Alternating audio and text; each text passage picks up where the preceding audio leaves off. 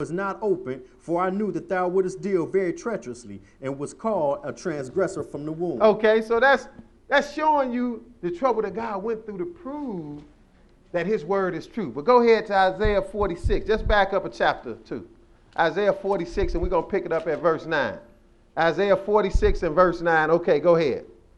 Remember the former things of old, for I am God, and there is none else. See, he proving that he is God. And he told all of this stuff, and more than that, he made sure all of these different brothers he was dealing with wrote it down in a book. He told them all to write it down. So he don't have to keep repeating himself. All you got to do is go read the book now.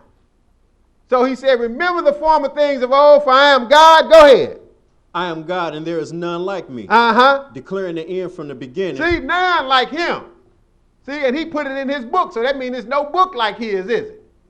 That's doing what? Declaring the end from the beginning.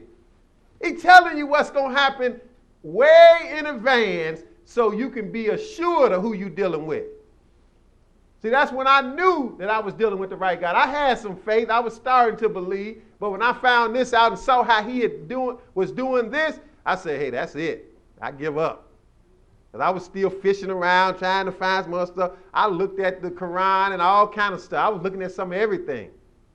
Because I was trying to find out. But when I saw how God did this, I said, that's it. He even showed stuff before it happened. You mean he even named, we're going to look at some kingdoms he called before they even came, said they was going to be on the earth ruling thing. And it's documented history. But go ahead.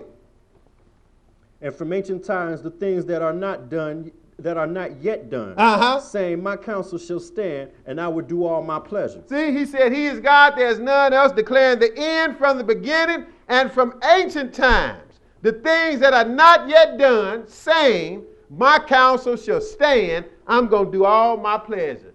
Because what the way the Lord says it's going to end, that's the way it's going to end. And people that don't believe, they're going to find out that what he's been saying is true. But now Isaiah 34. Back up to Isaiah 34. Because some people just won't believe. And it's going to be sad because when it happened, when it's over with, they're going to have to sleep in the bed they done made. Isaiah 34, we're going to read one verse. Now, he's dealing with some particular issues here, but he show you how he think about it overall. Isaiah 34 and 16. Go ahead.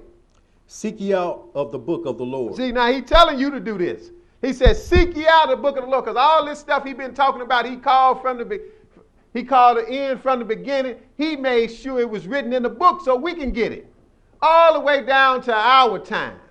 That's why it's amazing that brothers be scoffing at something that don't mean nothing. You know, we be dealing with some brothers on the internet talking about, Hebrew. All you got to call Hebrew, you got to call a particular name in Hebrew. Jesus means Zeus and all of that. But I keep telling them we don't speak Hebrew. Even you don't speak Hebrew. You talking to me in English.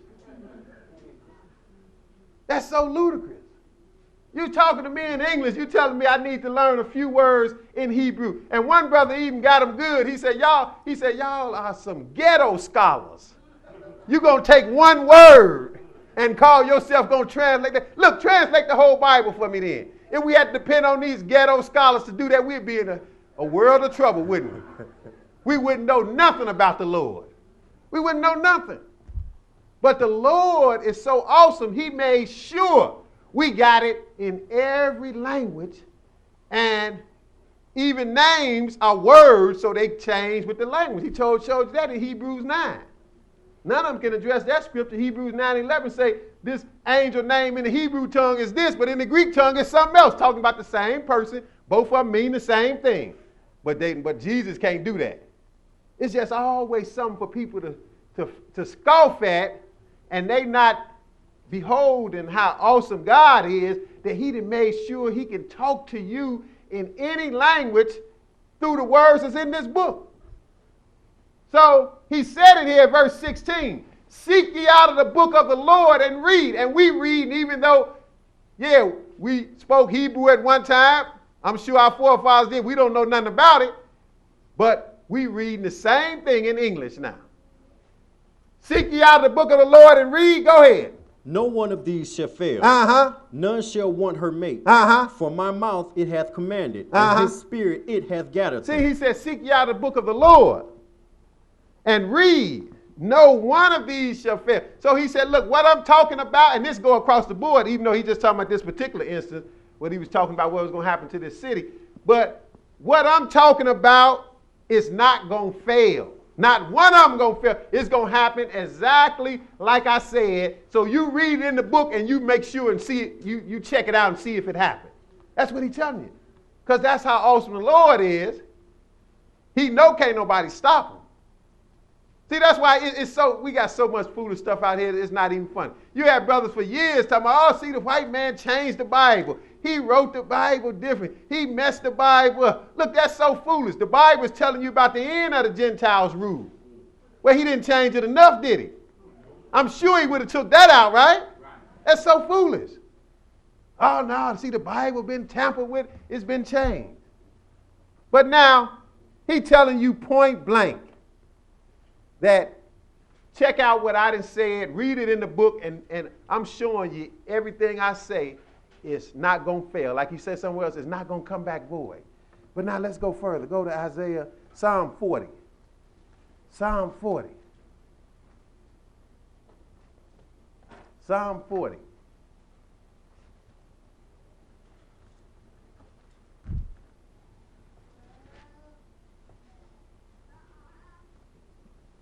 So you got so much confusion in the world, but the answer is right here. The Lord can put it right in front of our face everywhere. The problem is we're not paying attention to what the Bible is saying. We all got them too. People that had Bibles and haven't got no understanding of them since the beginning, since it was been written.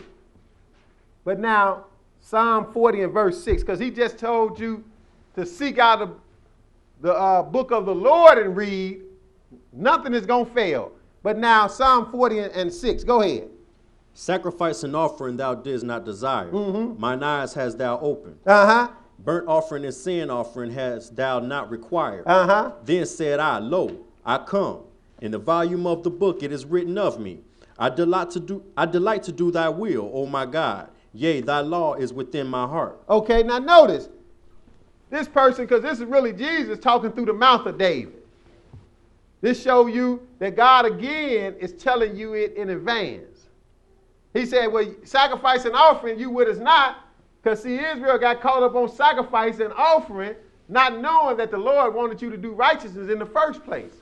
That was just a bonus in the matter. So he said, but in the big scheme of things, the Lord didn't care about no bulls and goats being offered.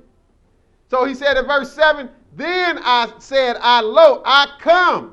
In the volume of the book, it is written of me. So somebody is saying, look, I'm coming, and if you want to know about me, it's written of me in the volume of the book. You can find out about me in the book. That's how you can find out about me. That's the problem with people believing in Jesus. They don't believe in the Jesus that come in the volume of the book.